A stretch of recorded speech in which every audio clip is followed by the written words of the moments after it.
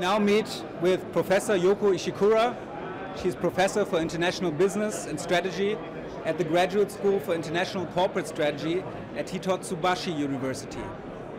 She has published widely recognized books on strategic management and Asian businesses. Professor Ishikura, are there certain strategic aspects of entrepreneurial firms that are specific for Asian environments?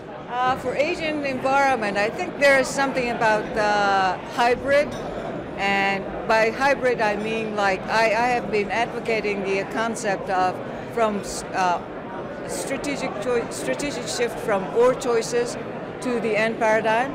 That is, we used to have either or kind of question, global or local, or mass or customization. But today, I think you can combine the two in a very different way, and that's where you need the entrepreneurial and creative, aspect of it, like virtual and real, things like that. And I think there's this notion of Asian sort of history and the values and all that, because in the Western world we tend to say black or white, but we sort of combine the two, but not in the form of the compromise, and that's what I've been advocating. And I think you can find a lot of potential in Asian business environment. What are some of the Asian values, and maybe looking back on the history and the developments in Asia in general and just Japan in specific, what are some of the aspects that shaped also how the way business is done today? Sure, I think we have the sustainability has been a big issue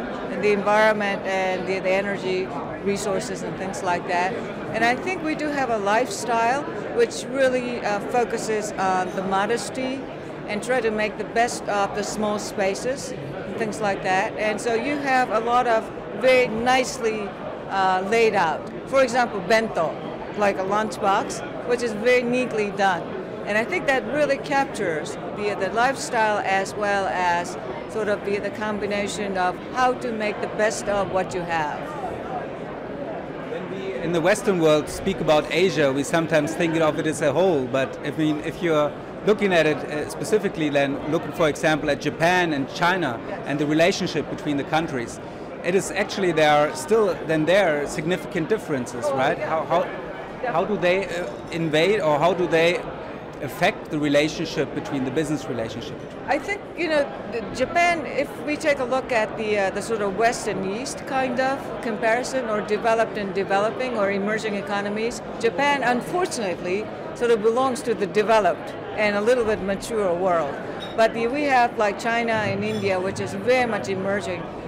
That's where the growth engine is for the whole world. So in that sense, I think we have a lot of technologies and the lifestyles and the kind of experiences that we have had in the 70s when Japan enjoyed the high growth. There are a lot of lessons learned, and I think we made a lot of mistakes as well. We have been successful, but at the same time we made a lot of mistakes. And so we can combine these things together, and China and India is just vast, huge market. And we really can combine the two, and we can collaborate together. Japan has also faced some challenging times over the last years, for quite a long extended period actually. What is your outlook for the next decade of Japan?